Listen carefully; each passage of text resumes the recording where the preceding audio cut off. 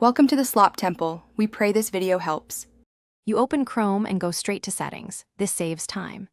Click the three dots, choose Settings, then type Languages in the search box so you land on the right panel. Once there, check that Chrome is updated. Updated builds avoid sync quirks. You need to know which language is active for display versus which is just added. So, look at the list under Languages, expand entries, and prepare to remove unwanted items. This first step ensures you're in the right place. You now expand each language to reveal options. This lets you distinguish input versus display languages. Click the three dots next to a language and choose Remove if it's not needed. This deletes it from Chrome's list. If you want to keep a language but stop prompts, disable Offer to Translate or disable spell check for that language. Once done, drag your preferred language to the top so Chrome uses it for menus and prompts, making behavior predictable. You complete the process by restarting Chrome. That applies display language changes immediately.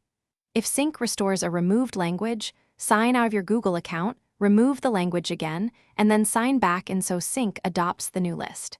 If Chrome still shows wrong text, clear cache, and site settings for language resources, this removes stale translations. One key tip: if a language reappears, check other devices' settings or Google account language preferences. Sync often reintroduces entries if not changed everywhere. Thanks for watching. Consider subscribing if we helped you.